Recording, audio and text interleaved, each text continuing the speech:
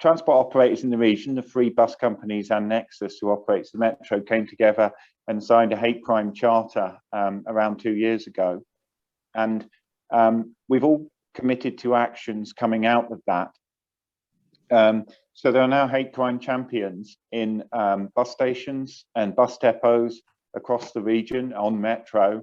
These are members of staff who have done courses, who have learned more about hate crime and can help and advise their colleagues. There are posters and more encouragement to report hate crime. And when we're talking about reporting, we don't obviously, it's often very difficult for a victim to report hate crime. So we're encouraging other passengers, if they witness something on a train or a bus, to come forward, because that's very important. You don't always need the victim in a crime to be able to recognize the perpetrators, particularly if they're local troublemakers, and they can be tracked down by police and spoken to, and sometimes action taken. So it's important that other passengers support people they see becoming victims of hate crime.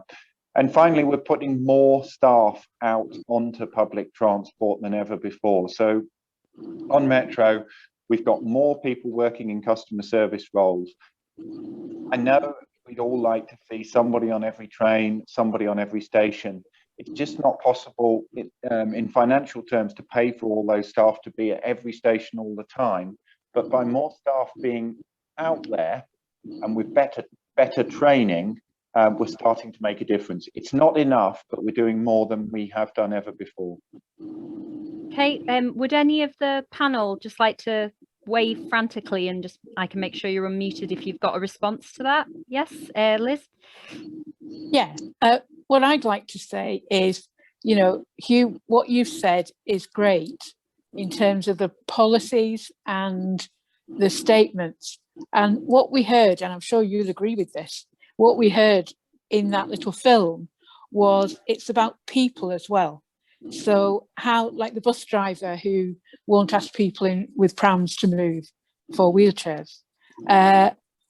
So I'm just thinking, a number of people mentioned we need to have more understanding from those people. So as well as having the policies at the top, which are really important because they set the standard for the companies, what can we do to talk to people, transport users and others, and employees about the importance of acting by those policies as well? And that's where we can all do something, I think. Thank you. I was just going to say, Barry or Chloe, just as service users yourselves, I think it's really important we hear what you think about what you've heard there. Yes? I wanted to say something, yeah. I'm kind of similar to what, I'm not sure what your name is, the lady who was just talking. Liz was saying that it's good and well having policies, but sometimes they're not followed, and like what happens when they're not. And also it was very heavily focused on like youths and local people who misbehave, committed hate crime, but like also I've had incidents where the drivers themselves have had like been committed offences of hate crime, and I'm like kind of curious as to what happens in that incident to either of you. Okay. I was just going to say, is there another member of the panel who could sort of chip in, just because I'm trying to make sure everyone gets something to say. But Chloe, if you want Hugh to first address that, I think that's really important, because that matters. Yeah, if he doesn't mind quickly, yeah, that would, yeah. Well, of course, it's totally unacceptable for a driver to behave like that, and they can't be making abusive comments to you. That shouldn't be possible. If that happens, it is all about reporting it and it being understood. So the question is, would you feel listened to? And Liz was saying it's all very well having policies, but what about people? That's why we've placed a real effort and emphasis on two things. One of which is these hate crime champions, so that within the drivers for a particular bus company or a particular depot, there's people who have had particular training and experience. There's they can speak to colleagues. There's numbers about there's information about where to find them, and the bus companies themselves have made hate crime training part of the basic training for drivers. That's something that Go North East, which is the bus company that operates most of the services in Gateshead, has done. So as those bus drivers go through their regular training, they're getting training on hate crime and refreshers on hate crime regularly. That's an important step, but I'll come back to Liz's point about people.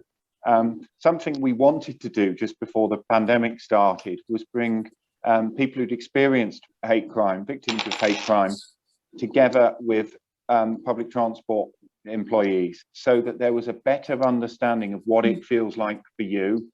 And of course, unfortunately, the pandemic happened, and we couldn't organise events like that in reality.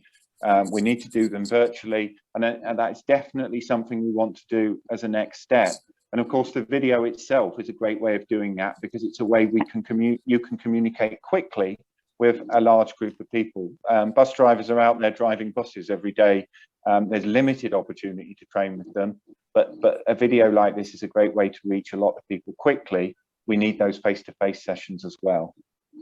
Can I just have a moment just for Paula, who's one of the service users who's put this really important video together, just for her to give us a wave. And if you want to say hi, Paula, you're very welcome to introduce yourself. Well, thank you for joining us. Okay, so I'm sorry we'll have to move at such a pace, but I wish we could have all night, because it's such a great discussion to have. But I'm just going to share the results of the poll.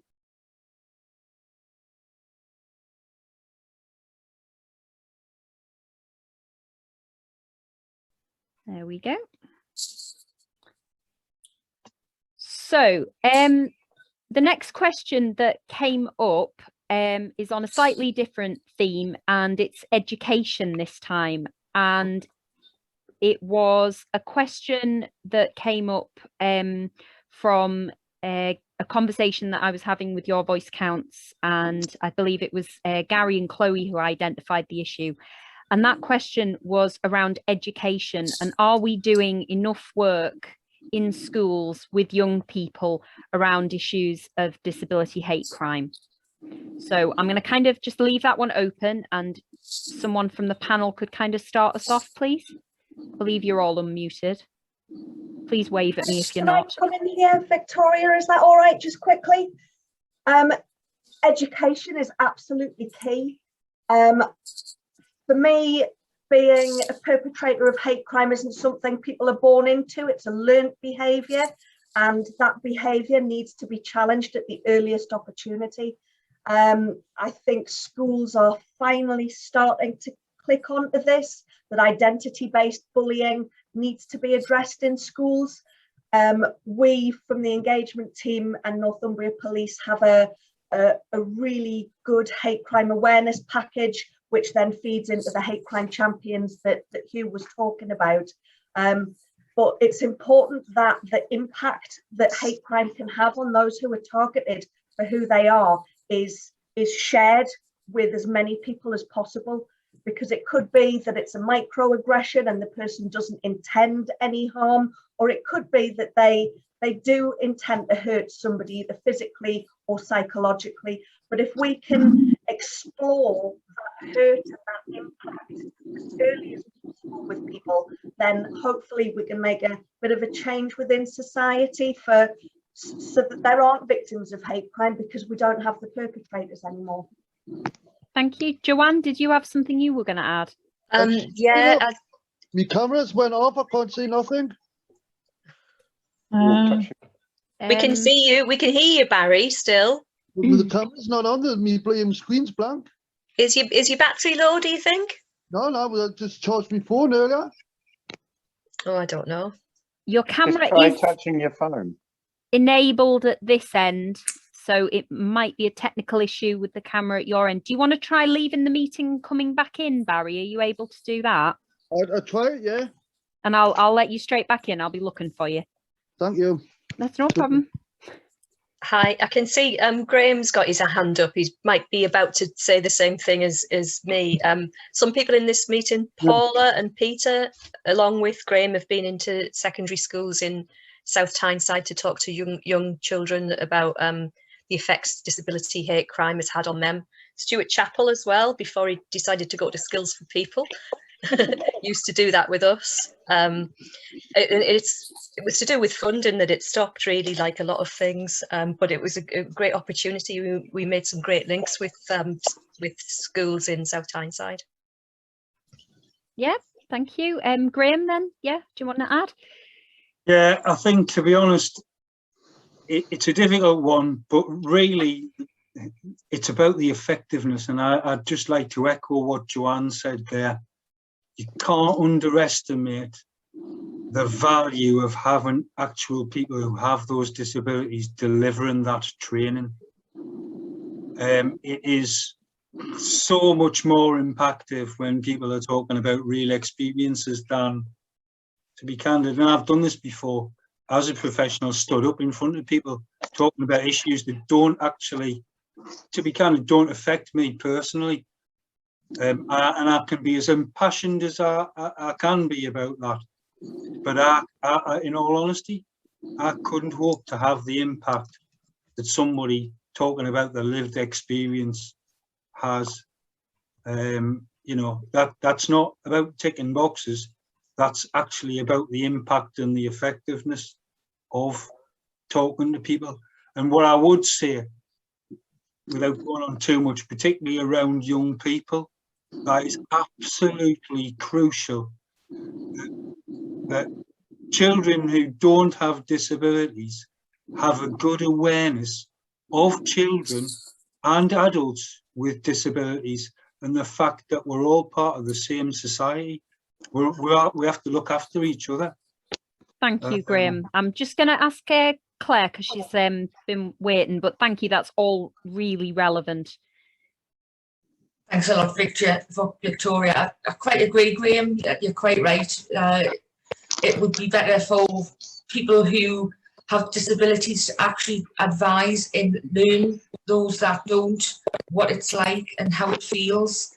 But I think Todd agree with me. We do have a hate crime and community tensions groups across Tyneside that we are heavily involved in, and we are on that with quite a few partners, and a few of those partners are from the colleges and from school and youth, and it's something that we could probably raise as a point. I think Todd agree, when we go into the hate crime and community tension groups, to try and bring that up to more of the forefront.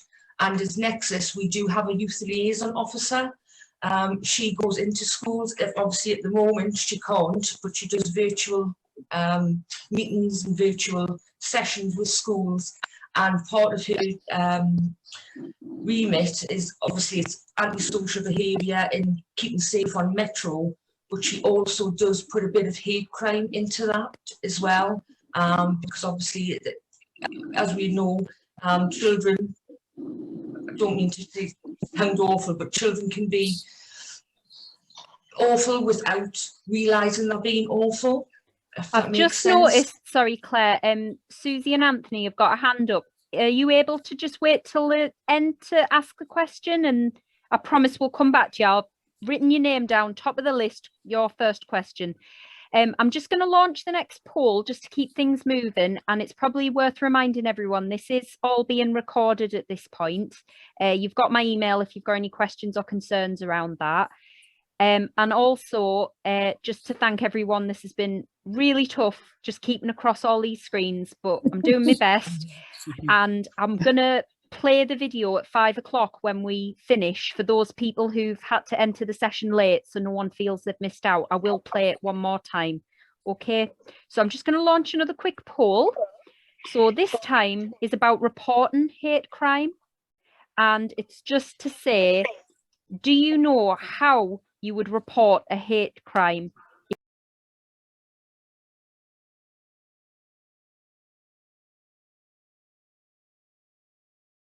if you saw one or if you experienced one. And the answers are yes, no, or don't know. And I'll just leave that up for another 10 seconds. There's no right or wrong. It's just what you think.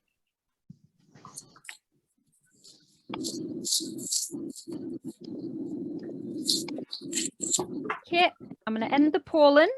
Whoops. And it seems like the vast majority of people have said that either don't know, which means they might have an idea, or yes, they do. So what I would like to do is open that up to our panel. And would anyone like to talk about reporting, whether they think it could be improved, whether they think that it's inadequate? What can you say from your point of view about reporting? And I definitely would love to hear what Barry or Paula have to think just as much as well, because that's what your video was about.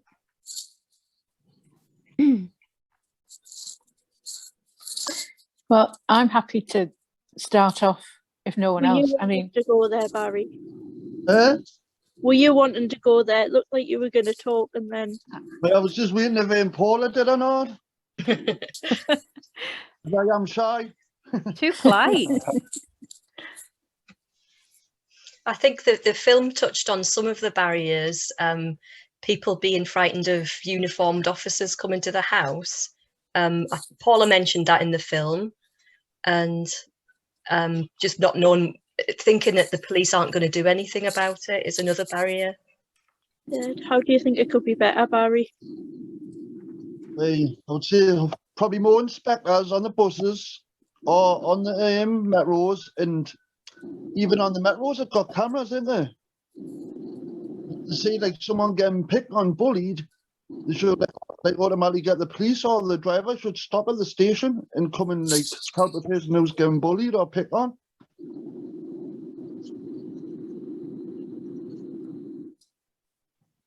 Thank you. That's really relevant. Does anyone else want to add to what Barry's just put there? I think one of the best parts of my job is going to community groups and talking about reporting methods, and I think I'm very lucky because I don't have to wear the uniform and I can explain the processes and answer questions, and it's great for me because I actually get to hear the problems people have rather than me assuming I know. So I think increased engagement with community groups so that face-to-face explanation can be given is something that the police need to work on a bit more. Yeah, can I come in, Victoria? Yes, of course, Liz. I just wanted to say that when I think about would I know how to report, I don't think I would actually.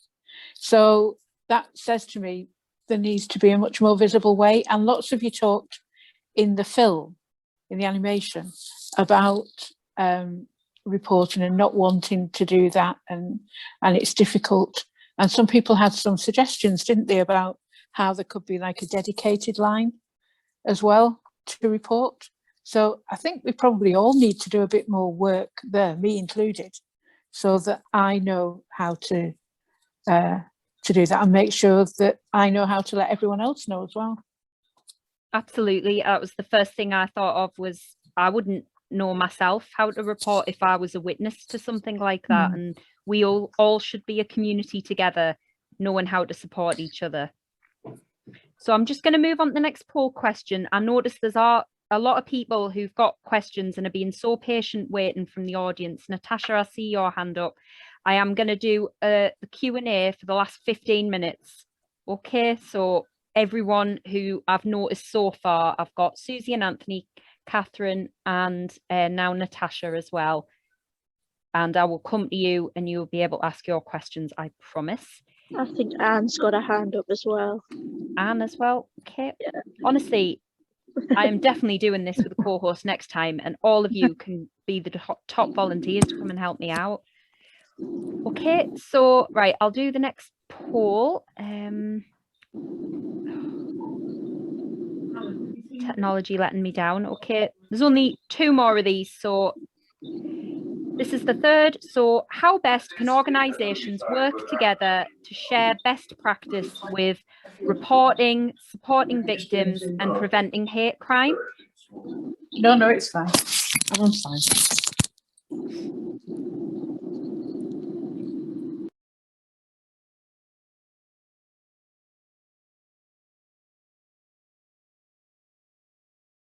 So I'll just leave that up for 30 seconds. So basically we're talking about, should organisations maybe speak to each other informally? Should we have a formal combined approach? Should it be looking outwards, so training, going into schools? Or if there's any other ideas you've got, please just type them in the comments, and all of them totally counts as a sensible answer. I agree. When I wrote that, I thought, yeah, I wouldn't know which one to do. I think it would have to be all. Okay, so I'm just going to end the poll in there and share the results. So clear winner was a focused combined project around the issue. So what could that look like? And if one of our panel just want to start us off, what can we do? Make sure that people with lived experience are involved.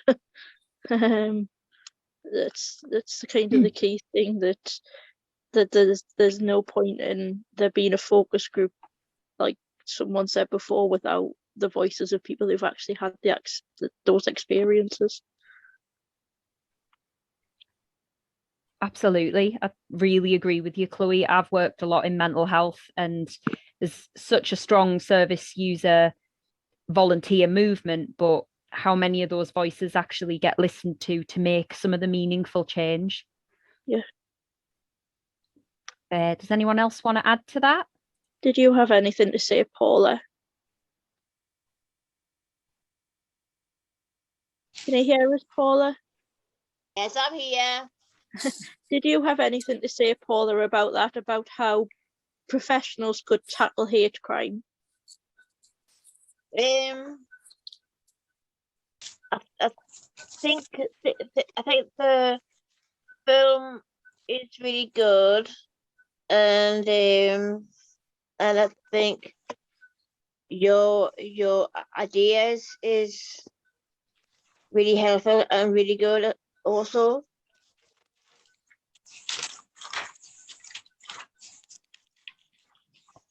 Okay, I'll launch the last question, and then I'll open it up to those people who had a question of their own. So the last one is about trivializing hate crime. So quite often, you know, we talk about hate crimes and people don't take it seriously. It's like, you know, oh, well, someone's feelings are hurt, but it'll be fine. So how can we actually communicate to people that it's actually a really serious issue and can do a lot of damage? So the options I've got are educating people in schools, educating people in communities, so that's more adults, harsher actions by the police and the justice service, no tolerance in our daily services, so things like transport and leisure. And again, feel free just to put stuff in the comments. And once again, I'm sure all of the above would be a totally wonderful answer if that was something we could do. Okay, 2 more seconds and then I'll end the polling and I'll share the results with you. And clear winner again by a long way. It's about getting into schools. So we've decided as a group. So who would like to lead on a bit of reflection on that, please? I think obviously getting into schools is really important, but I think there's not just one answer. There's multifaceted, and we could have our self-advocates talking to the child at school and explaining how it feels, and talking to that bus driver as well to explain how it felt when he was rude. Also more support for victims of hate crime as well, for prosecutions. So it's not just one answer. So like a connected approach. Yeah. Liz, did you have your hand up? Sorry. I didn't, but I would like to come in. And I think it's that, right, first of all, we need to listen to the fact that you're telling us that education is really important. But the second thing is it's that thing about all of the above. I'm sure everybody would have voted for everything, really. And certainly tougher action needs to be taken. But that can be hard on you too, talking about reporting as we just were. So I think we've got to do a bit of everything, and there's bits to be done for people like me in looking at the law and in supporting other people. So that's what I would say.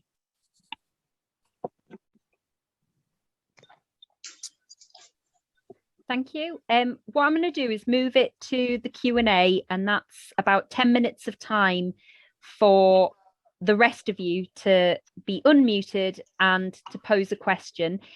Can I just ask, if you've got a theme around your question, it would probably be useful if we can target the right panelist. So either if you could say what the question is about before you start, or who you want to direct it to. Otherwise, I'll just leave it open to the panel and it's just whoever gets there first. So first on the list was Susie and Anthony, who had a question. I will unmute you. Apologies, I just have to find you on this very huge list of people. There we go. There you are. You're brilliantly, Victoria. I'm tired. Yes. Well, first, the reason why I was putting my hand up is because of the stuff about kids and transport bullying, people with learning disabilities. But do you still want me to talk about that one? You can ask whatever you want or make a point about anything you'd like. Yeah, okay. Well, the thing is, because now we've been working with Skills for People for many years, and we love our job. And me and Susie, aka Mum, we've been doing stuff with children about bullying and stuff, and they and some of the kids like told us about their experience of family members with learning disabilities who suffer the same impact, and so that got me thinking that maybe the kids don't even understand what it's like for people with learning disabilities going to transports and doing things that they want. Thank you. I'll just quickly offer that up to the panel if anyone wants to add to that comment. That was really useful. Thank you, Susie and Anthony. I'm saying Susie and Anthony. I've got a question. Yeah, hi, I'm Susie. Hi, Susie. Hi, and like Anthony said, we've worked quite a bit with children, and I think that's where we all need to start, with the children, because they're our future, and they're the ones that can bring change. Now that disability is more in the open now than it's ever been before, because we used to all be locked up sort of thing, where now we're out and about and travelling and doing things, you know, outside and stuff. So I do think it should be run in every school, and every child in a school should get that training. That's a beautiful point, and it is really well made that children are the future, and I think that's why education has kept coming up during the discussion. I'm really sorry, but I'm just going to keep moving it on because I know I've got quite a few questions. So Catherine, may I just find you very quickly, Catherine, and you have been unmuted. There we are. Hi everyone, I'm called Catherine Hope and I'm from Skill to People. I'm a self-advocate at Skill to People. My question to you guys was, if somebody was on public transport and they were less vulnerable than what other people are on the public transport, and they were getting abused or if they were getting picked on because of either their race or their colour or their disability, and they didn't know what to do and nobody was taking any notice, what would be the next option to do? Can I ask that, Victoria? Yes. It's Claire Tulley. And I'll hand that over to Victoria. Claire, I'm happy for you to tip. You know more than me. What we always is as members of staff approach, that's what they're there for. They'll offer support and advice. If it happens on screen, you have what I call SOS. Claire, I'm sorry, I think you're having some issues with your sound. I'm not muted. No, we can hear you, but it's very distorted. It's not very clear. Right, 2 moments. I'll see if I can adjust my speakers. Sorry about that. Hugh, did you want to add something just as Claire sorts our sound there? I'm going to pretend to be Claire and say that, of course, there are people on stations and trains and around bus stations. The staff are there to be approached. They've got the bright jackets on and the uniforms on, and we're getting that training out so they know how to deal with that. If you're on a metro train, we might not be able to see any staff. And Barry was saying before, can the driver see the CCTV? Unfortunately, the driver can't see the CCTV. It's just recordings. The driver doesn't know, but you will see in the carriage telephone numbers, including one that you can text on, so that you can quietly let the control centre in Gosforth know that you've got a problem on the train. And they can arrange for police to meet the train at a later stop. It's often quite good for the vehicle to keep going until the police can actually intercept it, so that the people who are causing the trouble can't get away. So look for those numbers on board a metro train. If you can approach the driver, or you can approach metro staff or bus station staff when you're out and about. They know they're getting the training, so they know what to do. We're upgrading our training all the time so they can provide that good people support. But look out for those telephone numbers if you're on a metro train. They're by every door. Thank you, Hugh. Thank you very Claire, much for that. Did you want to add anything just quickly? And then Natasha, I promise your question is next. No, I think again, I provided quite well there. I'm very sorry to see. I'm sorry, we do also have Claire, I'm really sorry, nice but again. yeah, the sound is really distorted. Yeah.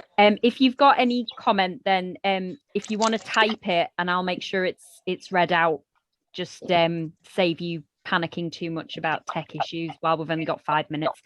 Natasha, I'm going to unmute you, and if you've got a question or a comment, we would love to hear it. Oops. There we are.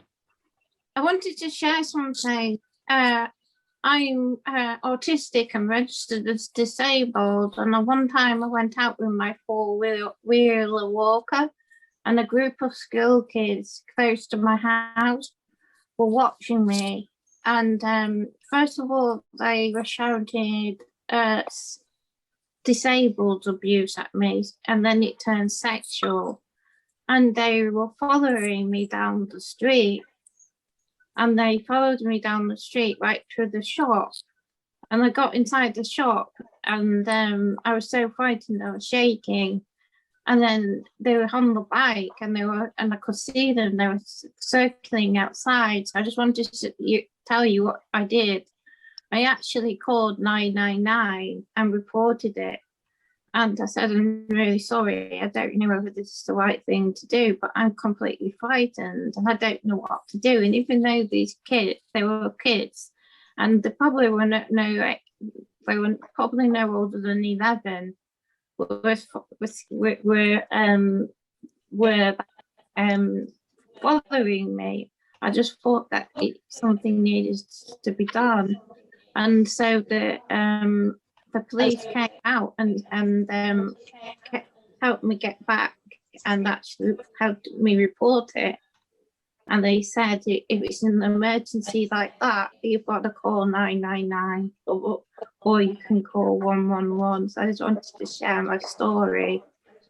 But Thank you. I just wanted to say that it is hard after that to like get it follow through as a report. Well, thank you. Is there any member of the panel who would like to quickly respond? Because I have to also get Anne's question and Melissa's question out there, and then we'll wrap up. Just very quickly, you obviously did the right thing, Natasha, in getting the police to help you, and well done for you. And I'm sorry you had to go through that. But if you're in a housing association or council housing, then please tell them as well, because they have people who can work on these kind of issues. So please do report that as well. Thank you. That's really helpful, Liz. I'm just going to find Anne and I will unmute you. Anne, I'm so sorry. I am finding you as quickly as I can. Anne, could you wave for me? Make my life easier. Cool, Anne. That's why I can't find you under A, because you're cool. There we go. I've got a question for somebody at Nexus. I was on a bus once. I know I've shared this with some of my colleagues at Your Voice Counts, because I work at Your Voice Counts. But can I ask somebody, what do you do with bus drivers if they've scared somebody? Because I was on the bus once and the bus driver slapped my bus pass on me on the whatever they called you do, and it petrified me. What do you do with bus drivers when they petrify somebody with a learning disability? Good point. So, yeah, it is a good point. So you need to report it to the bus company. If you can get some details and say what route number the bus was on, what time of day it happened, the date. Buses all have a number on the outside. Normally it's 4 numbers long, and if it's possible to see that and find that kind of printed on the outside of the vehicle, that can help as well. The reason this is really important is because bus companies can investigate, and they can investigate well. Buses have an enormous number of CCTV cameras on them, and one of them points at the driver. So if you can report it and let them know when it happened, what route it was, they will investigate, and they can look at what the driver did. They can't necessarily hear things, which is a problem because those cameras don't record sound. But it's amazing. I've done investigations like this, and you can see a lot from the way somebody behaves and moves, and that then can lead to us taking action with the driver, training or disciplining. Right, thank you, Hugh. I'm sorry to cut you off, but Melissa has one final question, and then what I'm going to do, wrap things up. I'll stop the recording, and for those of you who want to stay to see the video again, I'll play it one last time just as we leave. Victoria, can I just say, I might have to go and vote in the chamber, so apologies if I dash off. I would say anyway. That's a very reasonable excuse to have to dip out of any meeting. There you go. The bells are calling me. Oh, well, thank you so much. Really appreciate your time, Liz. Melissa, we still appreciate your time, and thank you for asking the last question of today. Oh, thank you as well. And so mine was about education. So I feel like a lot of good points were made about having courses for children so they can learn what hate crime is and how it can be addressed and stopped and all those things. My question would be, would there be any like follow-up education courses for children who are older and adults as well? Because I feel like for education it should always be a course as well, because I feel like this is always important, and it's good to like keep that in mind for people, like, you know, remind them like that it's not okay, and you know, like there is ways to help if you like see something happen, or if you're yourself a person who needs help that way. I've got out. I hope everyone understands like what I mean. I'm very nervous, but yeah, I hope that. Can I jump in there? Yeah. So the hate crime awareness package that we've developed in Northumbria Police is suitable from high school age all the way through to other employers. So the public transport companies have taken it on and developed and had hate crime champions. We're also working on a package, primary school age children. It's very difficult to explain hate crime to them. We talk about identity-based bullying. It's so difficult because there are so many schools and colleges and universities that we want to get into and educate people on what hate crime is and the awful impact it has on people. but we're trying, but we need groups like yours and opportunities like this to kind of spread the word and put that pressure on organisations and schools to say, look, we can help you, we can help educate you. Thank you. Thank you. Right, I'm going to wrap things up now because it's 5 o'clock. We've mostly kept to time, and thank you so much to everybody who's been here today. Special thanks to the panel, so Joanne, Hugh, Tor, Graeme, Claire, Liz, Barry, Chloe and Paula. I hope I haven't missed anyone, and I did cheat, I've got it written down. But thank you so much as well as audience. Obviously you haven't all had a chance to ask a question. We could sit here and have a whole day's conference on this because it is such a huge issue. I really welcome if you use social media. I'll send you the details so that you can carry on some of the discussion on there, and if you don't, then you've got my email, and feel free to send me any questions or concerns, and I'll do my best to find any follow-up and point you in the right direction.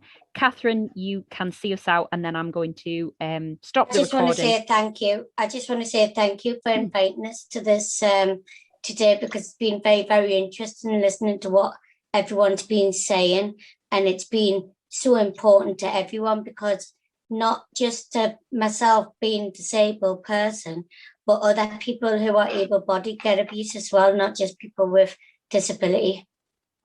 Well, those are the best possible words to end this on, and I'm so glad you shared that, because I can't top that now. I do want to give special thanks to all the team at Your Voice Counts, who were so great at giving me all the information to get things set up and everything. I could not have managed, and obviously they've supported all the people and the people themselves who've made the video, and Ronnie, who is here in the audience, who's been a huge part putting that together on behalf of Digital Voice. And I'm just one person, but it's amazing when we all come together, the things that we can achieve. So hopefully, going forward, there'll be some good ideas out there and people can work together, and we can do something to either make people more aware or increase the reporting and reduce and prevent disability related hate crime going forward.